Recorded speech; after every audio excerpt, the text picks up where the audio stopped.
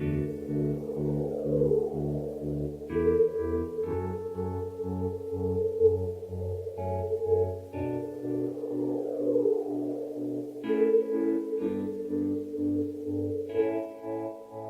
deserto do abandono, na dor da desesperança, onde não se sabe como, nem um braço estendido alcançar, quando a fé não mais existe, onde jaz o irmão em crise, há ainda a luz da consciência, farol de límpida luminiscência, onde amor não reside a dor, não resiste o mal, seja lá qual for. Onde amor não reside a dor, não resiste o mal, seja lá qual for. Só o amor tocando fundo no teu coração te fará ouvir cantar então a infinita e eterna canção. O enxergar, ele vai além da visão. Eu posso enxergar com a senso-percepção, posso enxergar com o olfato, então eu posso enxergar com a atenção que eu tenho num determinado ambiente e o ver, né? Eu costumo dizer, tem muita gente que vê e não lê, tem muita gente que vê e não enxerga, né? O ver é usar o teu órgão sensorial, né? E os olhos para uma função. Mas o enxergar, ele é muito mais amplo.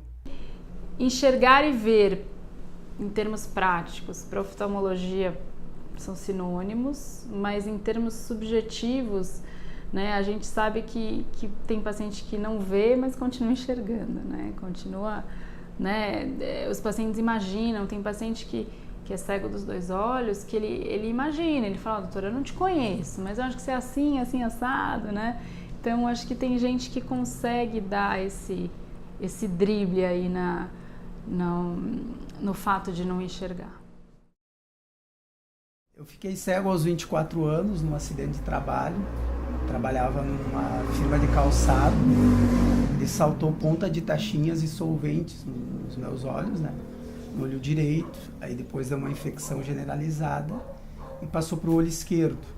Tive um deslocamento na retina, qual a célula morreu, então por isso não consegui recuperar a visão, perdi ela com 2 anos e 8 meses. Eu descobri que eu tinha diabetes com 40 anos. E você realmente não educa direito, não exercício, não faz nada. E aí a diabetes vai. E aí o estresse, acho que alimenta a diabetes. E aí acabei perdendo a visão. Hoje são 10 anos sem a visão. Eu e meus irmãos, porque nós somos cegos desde que nascemos. Eu e mais 2 dizem porque meus pais eram primos, então por isso nós somos assim. Eu nasci prematuro e eu tive que ficar na incubadora. Eu nasci em 1987. Estou com 29 anos agora. Naquela época, aquelas lâmpadas, pelo que eu entendi, eram muito grandes. E aí a criança tinha que ficar com uma faixa na cabeça, no olho. Só que vira e mexe, acontecia da criança se mexer e aquela faixa sair. E no mínimo do mínimo, né, deve ter sido isso que aconteceu, porque aí afetou a minha visão, a minha retina, queimou. A luz, aquela luz queimou. E aí eu acabei perdendo a visão, né? Fiz algumas cirurgias, porque o que estava dando hemorragia, né, os vasos estavam estourando, que irrigam os olhos. Então ele começa a provocar um descolamento da retina. E aí não teve chance. Foi uma época muito difícil para mim, uma época de grandes desafios, né? Teve a questão de você ter a notícia do teu oftalmologista, né? Que em 6 meses eu ficaria cego. Então aquilo me impactou bastante e para minha família também. Foi um golpe muito grande, assim, né? Chegou um momento que o médico fala, não tem mais jeito, que aí fala, e agora, né? E aí eu senti o baque quando a minha amiga mandou uma bengala para mim, bengala branca, né? Mandou a bengala e eu me lembro que eu ganhei a bengala e um radinho que dava a hora. Eu acabei ficando, como a gente diz na linguagem da deficiência, fiquei de luto durante 3 anos. E nesses 3 anos, eu era tinha bastante apoio da minha família. Passou o tempo, uns meses, chegou uma manhã e eu falei para minha mãe, todos meus irmãos tinham saído para trabalhar, os que estavam em casa. Só ficou eu e ela, e era umas 10 da manhã. Eu falei, olha, eu vou embora. Aí, como? Eu falei, eu vou para casa. Vou tentar a vida. Eu falei, mas você não pode, como é que você vai fazer as coisas? Aquela coisa de mãe, né? De mãe, né? De todos ficam achando que as pessoas acham que... Até lá eu não tinha consciência, mas as pessoas acham que você não enxergando, você é incapaz das coisas. Não, eu não penso dessa forma hoje, principalmente. Eu falei, não, eu vou. Eu vou porque eu tenho que fazer alguma coisa, eu não posso ficar aqui. Não ficar por causa da casa, por causa do cuidado, para mim, fazer alguma coisa. Aí ela pediu um táxi, eu lembro, primeira vez que saí de táxi sozinho, e fui para casa. Entrei em casa, sentei no sofá e lá fiquei uma meia hora lá chorando, sem saber o que fazer mesmo. E questionava, o que você veio fazer aqui? E conversava comigo, não, você tem de ir à luta. Você não vai ficar aqui. Uns amigos meus aqui de Canoas me perguntaram, né, se eu não queria fazer uma reabilitação. Daí eu fiquei pensando, né, naquela situação toda e com o passar do tempo resolvi, né, procurar uma ajuda, né. Foi então que a minha irmã me levou até a Associação dos Deficientes Visuais aqui de Canoas, a DEVIC, né. Ali que eu fui ter o primeiro contato na verdade, com o mundo dos deficientes visuais. Lá dentro você tem as ruas buracadas, de paralelepípedo, a rua de pedra, você tem o muro, você tem degraus, você tem tudo como você se mexer. Eu acabei percebendo com o contato com os outros deficientes que, na verdade, a minha deficiência, a minha cegueira, ela não era o fim do mundo. Era apenas uma vírgula na minha história, que a minha vida continuava.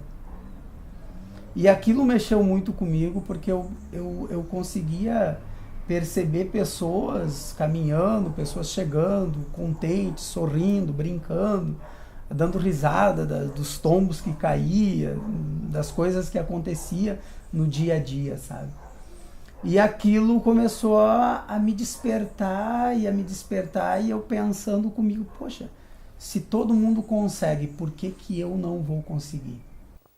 Aí você vai para a rua, onde eles vão te ensinando a você andar com a bengala, a dar os passos, a fazer o leque, a se proteger, né? Então tem os lugares que dá para você aprender isso um pouco. Eu cheguei para o diretor da escola na época, que era o Eri Domingos, e disse, não, eu quero e tenho certeza que eu vou conseguir, só que eu quero colocar metas. Eu quero em 8 meses aprender o braille, eu quero em 2 meses estar andando sozinho e quero voltar a ser o que eu era. Daí ele Aí teve algo também que ele me disse que foi: Valdir, tu esquece o que tu já viveu. Tu tem que começar a tua vida daqui para frente. Você tá nascendo de novo. Você vai aprender a andar, você vai aprender a falar, você vai aprender a se comunicar com as pessoas. Você vai ter um mundo à parte. Então, o que você tem que fazer? Você tem que superar a dificuldade, você tem que superar os problemas.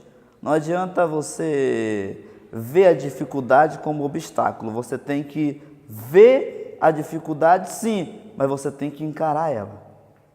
Até que um certo dia, daí uma professora do núcleo de produção de material em braille disse assim: Valdir, tu já pensou em fotografar?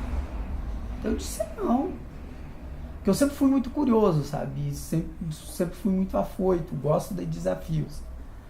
Ela disse: Valdir, vamos fazer o seguinte, se tu comprar uma máquina, eu vou começar a te ensinar a fotografar. E nós vamos ir atrás disso. Eu pensei: tu tá brincando comigo, um cego fotografando. Ela disse: tu pode, tu escuta, tu tem os teus outros sentidos. Tu só perdeu a tua visão. Eu gostava muito de ficar próximo à bateria, né? Eu escutava os caras tocando a bateria e eu, caramba, eu chorava. Meu pai falou que eu chegava a chorar quando tirava eu de perto, assim. Eu não lembro de chorar, não, assim, mas ele falou uma vez que me viu chorando. E aí ele resolveu me deixar, e pelo som, assim, eu fui direto, assim, na bateria. E o amigo lá na igreja, na época, deixou eu sentar e eu, óbvio que fui fazer aquele barulho, né? Toca ali, ele toca aqui e não sai nada, mas meu pai viu que, sei lá, ele viu alguma coisa, né? Eu tenho que comprar uma bateria para ele. A gente trabalha no meio da igreja com pessoas envolvidas no tráfico, em drogas. E o nosso objetivo é conseguir usar essas pessoas para elas serem um instrumento na mão de Deus. Sou formada em Pedagogia pela Universidade Federal de Pernambuco. Trabalhei como telefonista na Embratel. Hoje fui aposentada por tempo de serviço e voltei a trabalhar, inclusive, na minha área, nesta casa que me deu a mão quando criança. Eu tive algumas aulas aqui de música, certo? E de reforço do braille, né? O sistema de leitura e escrita utilizado pela pessoa cega. E voltei a trabalhar aqui. Eu sou técnica braillista com nível superior.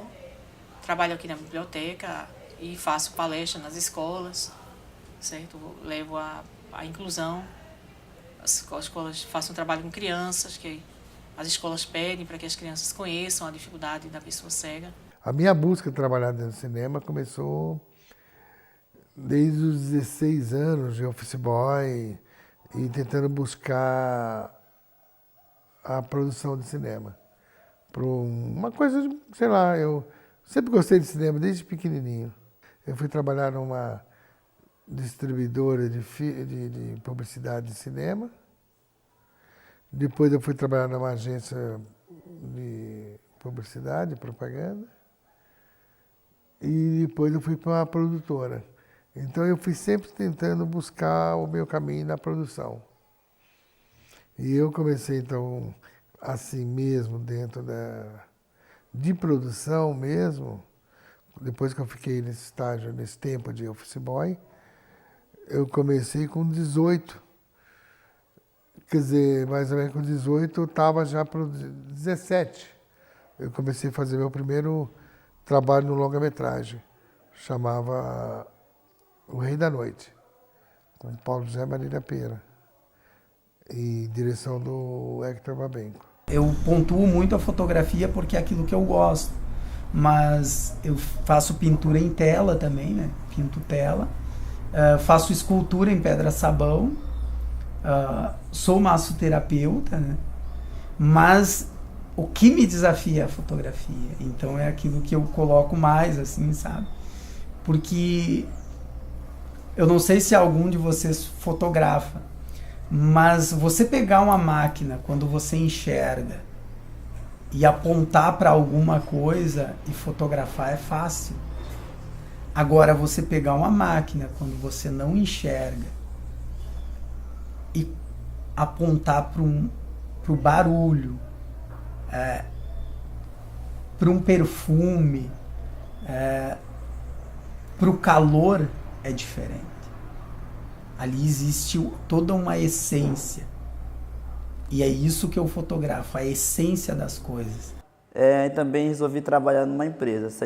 Essa empresa chamada Rinode, que é uma empresa que trabalha com produtos cosméticos. Então, nessa empresa, eu tinha muita dificuldade de trabalhar nela. Primeira, como é que um cego vai vender alguma coisa? Segundo, as coisas não estavam em braille para mim. Fui vendo as possibilidades, usando o fato para conhecer o cheiro dos perfumes, usando a numeração que estava nas amostras. Enfim, a vida, se existe dificuldades. A dificuldade, talvez, aqui no meu caso, foi a cegueira para entrar nessa empresa. Mas eu venci a dificuldade e hoje estou trabalhando e, graças a Deus, eu estou bem de vida e também já aproveito para ajudar essas pessoas. Eu prefiro que as pessoas me olhem muito mais como músico, que toque bem, não como um cego que toca a bateria. Né? Sim, tenho buscado isso, tocar direito, tocar bem.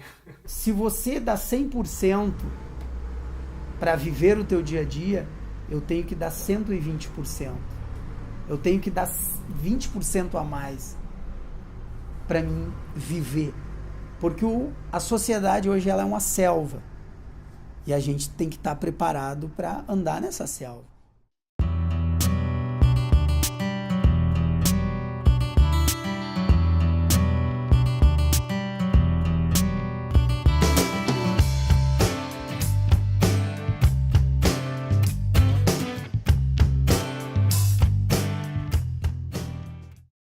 Uma vez eu estava na rua com pressa, alguém me parou e disse assim: "Ei, vem cá, tu não tem família?" Eu digo: "Tenho." "E por que tu tá dando sozinho?" "Eu vou denunciar a tua família, vou mandar prender tua família." "Não pode."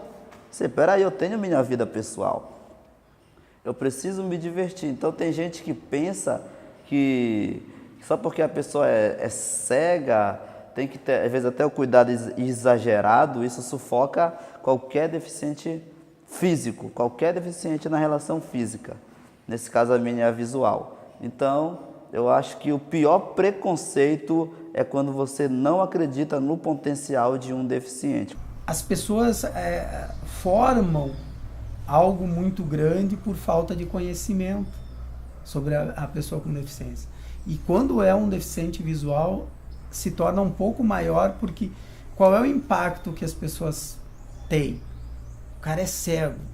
Como é que tu vai fazer algo no escuro? É a primeira pergunta. Eu sei porque eu me fazia isso. Às vezes, para andar na rua, né, eu tenho que atravessar. Então, eu peço ajuda mesmo. Eu acho que eu me tornei mais comunicativo por conta disso, né? De pedir ajuda, né? De falar que precisa atravessar. E às vezes a galera já até saca: "Não, tu vai atravessar, eu te ajudo." A galera já vem, né? Graças a Deus, aqui no Rio, o pessoal é bem assim, né? Tristeza não é ser cego. A tristeza se for falar de tristeza, né, é essa a realidade que o Brasil tem da gente. E as pessoas não procuram nem pesquisar, entrar um pouquinho no nosso mundo. Eu lembro quando eu fui comprar a minha primeira casa, primas nossas: "Não, você tem que morar aqui."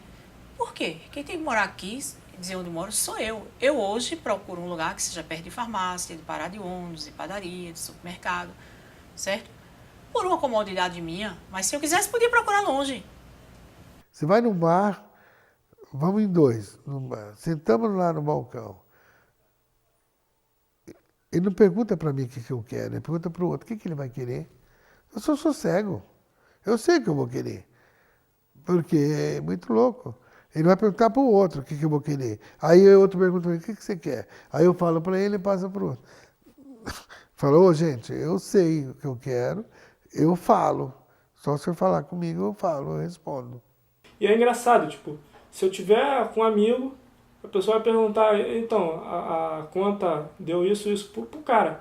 E se eu for pagar a conta?" O cara não sabe, né? Então já aconteceu de eu estar com a minha família e eu perguntar, ele quer o quê? Aí eu brinco, não, ele quer isso aqui, ó. O deficiente tem que ter postura. Tem que colocar para as pessoas. Não, eu estou aqui, eu defino o que é para mim ou não. Se existe um preconceito dentro da pessoa, como eu sempre digo, é você que tem que tirar o preconceito. É você que tem que mostrar para ela que você é diferente, porque ela ainda não conhece, ela não vê a tua capacidade. Então, qual é o meu papel como deficiente? É de chamar a atenção dela de maneira educada e dizer, olha, eu estou aqui, pode se reportar a mim. Ou a pessoa que está do meu lado, como sempre acontece, às vezes a minha esposa, ela diz, olha, tu quer falar, tu fala com ele.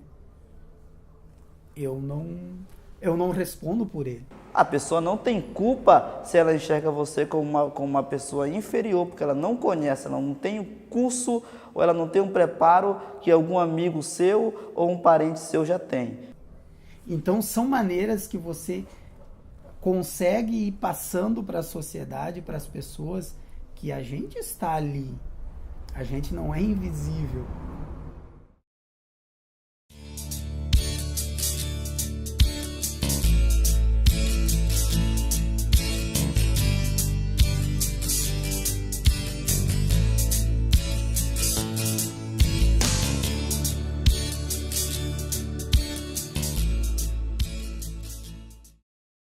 Eu acho que falta muito ainda a ser conquistado, tanto pelas autoridades, tanto pelo poder público e pelo próprio cego mesmo, né?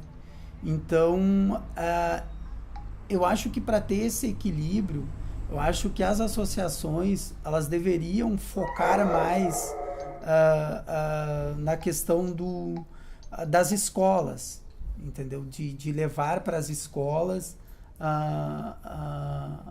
essa busca, né? Essa inclusão do deficiente. A cidade não é adaptada para nós, deficientes, né?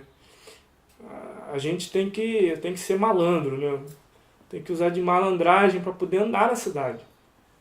Porque até as pessoas mais que estão começando a andar agora, né, tem muita dificuldade. O cego ele passa por dificuldade, principalmente quando ele começa a andar sozinho. Eu acredito muito na inclusão, mas ela foi feita de maneira errada. Ela foi imposta para as pessoas. Ela não teve um terreno preparado para fazer essa inclusão. Inclusão, o que é inclusão? É incluir você a todo mundo, né? Ali no meio de todo mundo, né? Não ser excluso. Só que quando você ia no cinema, no teatro, principalmente, agora você, quando tem audiodescrição, principalmente, eles te colocam naquele lugar. Então você não pode sentar onde você quer. Se eu estou acompanhado, acompanhado, ou ele tem que sentar junto comigo naquele lugar, ou ele não pode. É um pouco complicado, porque às vezes o filme é muito visual, a novela ou o jogo é muito visual. Suponhamos que tem alguém narra um jogo. Olha, lá vai o jogador, bateu e não fala para onde foi a bola. Se tivesse uma audiodescrição aqui, eles vão falar, olha, ele está sentado no sofá, eles vão falar a cor do sofá, eles vão falar que tem uma almofada assim, isso, aqui do meu lado, no caso de câmera esquerda, tem uma entrada de luz, que é, né? E tem um quadro. Eles, dentro das brechinhas ali, eles vão colocando. É meio difícil, porque muitas vezes você não tem, que nem eu estou falando aqui, o cara vai fazer uma discussão, vai bater com a minha voz. Então pode ser que atrapalhe. A bengala são os nossos olhos. Não existe um cego sem bengala. Para saber o que está no chão, na frente, se tem alguma pilastra. Então a gente anda, toca a bengala para lá ou para cá. É uma forma da gente se locomover e que a gente possa então localizar os obstáculos e não bater neles. Se eu estou andando com ela recolhida aqui dentro, qualquer dúvida minha, Recua ela. O uso do óculos, ele mais assim, por causa do vento. Como eu não tenho lágrima, por exemplo, ele secou meu canal lagrimal, eu não tenho aquele ressecamento crônico. Mas o vento, ele provoca dor. Um mosquito, um galinho, qualquer coisa, ele te ajuda, sabe? Até a gente com a mão pode bater no olho, sabe? O óculos é uma questão de charme, uma questão assim de você se livrar do sol, certo? Mas que não é um óculos escuro, que ele não intervém em nada, mas assim você bota, né? Por mais que tu não enxergue, tem a questão da estética. A gente vive numa sociedade meio que ela dá muita importância a isso, né? Eu comecei a estudar o Braille com 10 anos. Esse Braille ele era de um código francês que os franceses não gostaram, então deram pra gente. Ele é realmente bastante bom, o Braille, porque a gente aprendeu a ler, a gente aprende a escrever. Então, como vocês estão vendo, o alfabeto, cada letra tem uma determinada quantidade de pontos. O A, por exemplo, é o ponto 1. O B são os pontos 1 e 2. O C é o ponto 1 e 4. O D, o ponto 1, 4 e 5. Porque a célula completa é 1, 2, 3, 4, 5 e 6. Então, essa máquina aqui é a máquina de datilografia Braille, certo? É um dos recursos que nós utilizamos para escrever o Braille. Então, ela tem 6 teclas, porque Luiz Braille ele foi muito inteligente. De 6 pontos, ele fez 63 combinações. E essa máquina com 6 teclas, se eu quiser escrever a letra A, eu só escrevo um ponto. Se eu escrever a letra B, eu só escrevo essas duas teclas, que é o ponto 1 e 2. Se eu quiser escrever a letra C, eu escrevo 1 e 4, porque aqui é 1, 2, 3, 4, 5 e 6. Então, eu escrevo 1 e 4. Se eu quiser escrever a letra D, eu escrevo 1, 4 e 5. A letra E, 1 e 5. E se eu quiser escrever os 6 pontos, que equivale ao E acentuado, eu bato as 6 teclas de uma vez. E aqui eu vou lendo. A, B, C, D, E, o E acentuado, que são os 6 pontos. A questão de tecnologia, ela ajuda bastante. Que nem eu tenho o celular, onde eu tenho o voice-over, né? Ele 12h37. Ele fala. Então, Desbloquear. DOSVox. O que você deseja? então, o computador é assim. Eu abro ele, como ele já está com o aplicativo aqui colocado, então ela já fala. Leitor de documentos. Informe o nome do arquivo. Eu tenho alguns arquivos aqui, né? E aí eu vou, que nem um roteiro. Quando eu recebo o roteiro, vem via e-mail, aí eu teria de abaixar ele para essa parte. E aí... Apostila dos Vux. Apostila do... Com guia, eu gostaria de ter. Fui, logo no começo, alguns anos atrás, eu me inscrevi, muitos anos atrás, 8 anos já. Eu me inscrevi e nunca veio, né? Me inscrevi lá nos Estados Unidos, acho que é Iris, chama. E nunca saiu. E fala que a fila é enorme, enorme. Lá eles dão para o mundo inteiro e, de repente, vem para o Brasil um cão só esse ano, o outro ano vem 2, o outro ano não vem. É mais ou menos assim. O cão-guia são opções que alguns deficientes fazem. Eu acho que cada um tem a liberdade de fazer suas opções, né? Eu, no meu caso, eu não sou adepto ao cão-guia. Não porque eu não goste, mas eu acho que é privar o animal da sua liberdade. São Paulo tem algumas coisas, alguns pontos, para poucos em termos assim. Estou andando na Avenida Paulista, lá tem o piso tátil. Só ali. Né? Tem um trecho ali perto de onde eu morava, ali no Oscar Freire, tá vendo? Estou falando do Oscar Freire, que ia até o metrô. Até uma vez o cara achou que era eu que tinha mandado fazer, eu falei que sim. Mas é uma quadra só. Você chega num banco, você tem pista tátil, você tem rampa, você tem tudo. mas falta o acesso humano, que é o mais importante. Tu chega lá, não tem ninguém para te receber. Tu fica lá. O que um cego vai fazer? Bom, pode ter pista tátil, pode ter 50, pode te receber com fogos de artifício. Mas se eu não tiver o acesso humano, para mim não adianta. Eu prefiro que nem tenha pista tátil, que não tenha rampa, mas que tenha acesso humano. Isso é importante para o deficiente. Humano é ter esse acesso. E que falta em todos os espaços.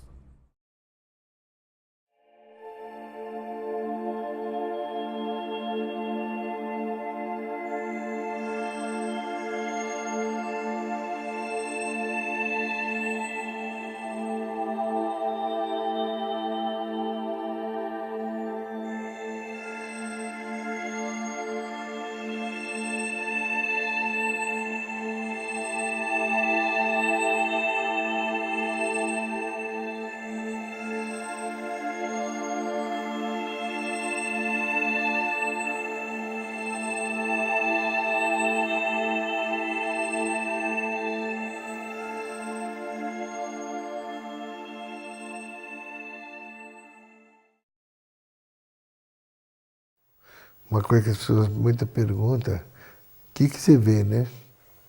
Que tom você vê? Que cor? É tudo preto? Não, não é tudo preto. Preto como eu enxerguei, eu sei o que é o preto, o que é o azul, o vermelho, o rosa, né?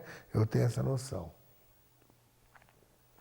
Então vamos lá, um preto, uma tinta preta, né? Não, não é isso.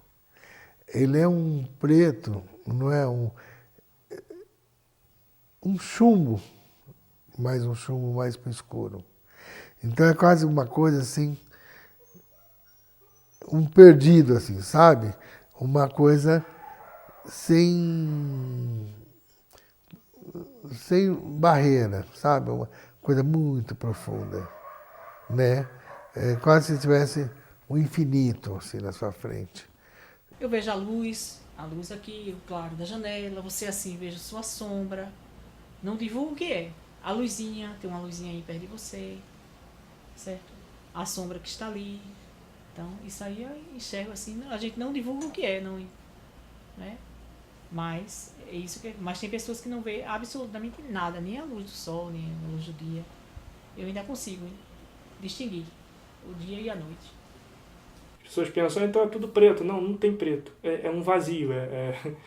A minha mente, ela não tem registro de imagem. Entendeu?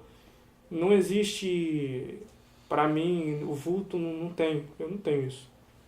Entendeu? Então, eu consigo perceber as coisas conforme eu vou tocando. A minha visão hoje, ela é assim, são presenças, presença de luz e vulto. Por exemplo, se eu olhar para um espaço de dentro de casa para fora, eu consigo vislumbrar a janela, o clarão da janela, a parte escura e aquele foco de luz clara. Por exemplo, uma televisão, eu consigo perceber o quadro claro da televisão e manchas que se movem, né? Como eu já enxerguei, então a gente tem essa adaptação. É a programação que está passando. Por exemplo, eu estou andando na rua, eu vejo um vulto, algo escuro, eu sei que tem algo ali. Só que eu consigo ver mesmo a claridade. Se você fechar os seus olhos, você vai conseguir ver a claridade, saber se está claro ou escuro. Fora isso, não dá para ver nada mesmo. Lance de cor, como eu imagino cor, eu não imagino. Eu nem me preocupo muito com isso, eu ficava muito curioso. Como é que é o céu? O nego dizia, o céu é como as nuvens, é como algodão. Aí a criança assim, né, tava pensando, caramba, imagina pegar uma nuvem, um algodão, aquele doce, né? Enfim, deve ser muito legal, mas é como as pessoas tentam explicar para mim algumas coisas, mas não dá. A imagem para mim não tenho. Quem nasceu cego, ele é como você nascer e aprender a andar, aprender a falar, aprender, mas no escuro, entendeu? Ele não é difícil porque ele não conheceu o mundo do jeito que eu conheci. O mundo dele é aquele ali. Se ele voltar a enxergar, ele vai ter que fazer todo o processo de reabilitação, porque ele não vai saber nada. Por exemplo, se disser, tu dá um tchau, ele não sabe o que é dar um tchau, abanar a mão. Ele não sabe o que é um oi, ele não vai saber. Eu sei. Por quê? Porque ele nunca viu. A gente não sabe o que é pior, mas a sensação de impotência, pelo menos eu falo por mim, quando é uma doença genética, a impotência é porque a gente não tem a cura. Ninguém encontrou a cura. Agora, quando é uma doença que existe tratamento e o tratamento não dá certo, essa sensação é horrorosa. Então, essa sensação para o médico é péssima. Assim, perder essa batalha é muito ruim. É muito ruim. É ruim para o paciente, mas é muito ruim para o médico também. Quando ele é cego de nascença, tem uma das coisas assim que eu percebo, eles são muito mais confiantes do que, pelo menos, do que eu. Eles encaram a rua, encaram as coisas muito mais.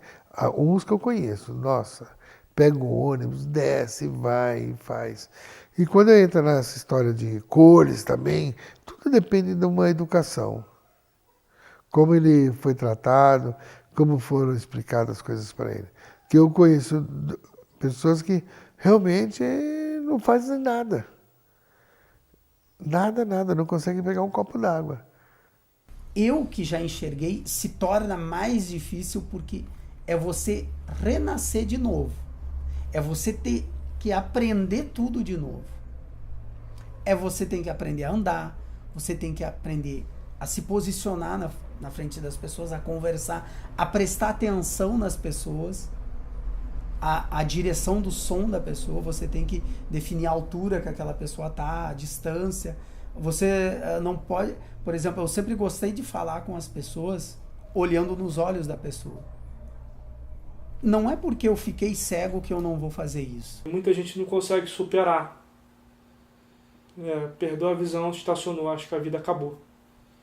Aí eu falo, precisam me conhecer, precisam conhecer outros amigos aqui, outros colegas meus, irmãos meus, deficientes também.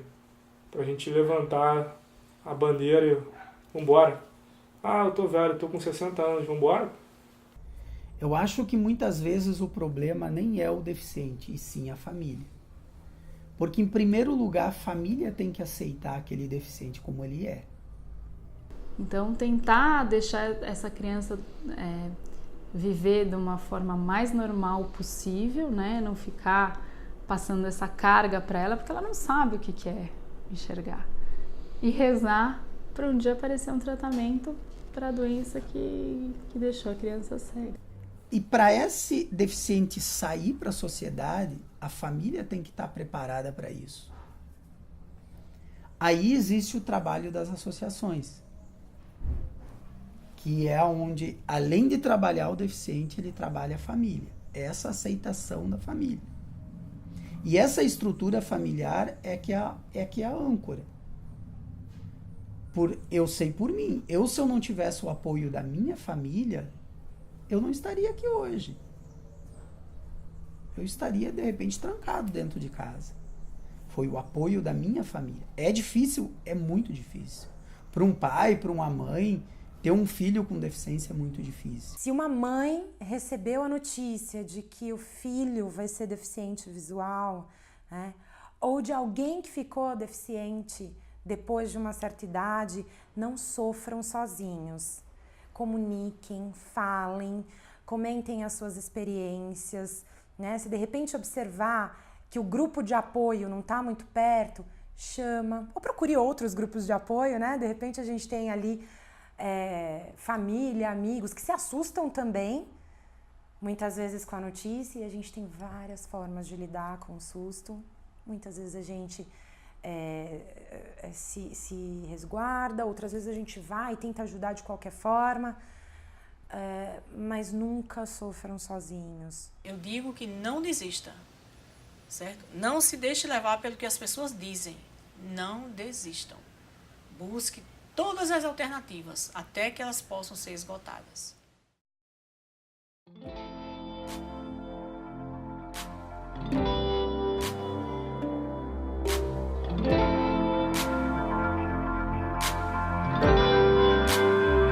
Semanticamente descalço, descaso, abrindo caminho ao navegar. Navego destino a destino, sem porto ou vizinho em que eu possa descansar. Meus passos são largos, distintos, marcando pegadas, evito disfarçar. Exemplo é amigo pra quando há perigo em estrada em que ouse se embrenhar.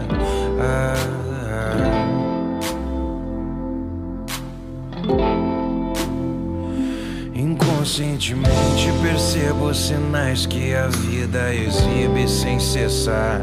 Escolho escutar sem saber o que de fato eu devo ou não devo assimilar. Meus passos são largos, distintos, marcando pegadas, evito disfarçar. Exemplo é amigo pra quando há perigo em estrada em que ouse se embrenhar. Ser gigante pela própria natureza, talvez seja gritante a diferença que se faz ao seu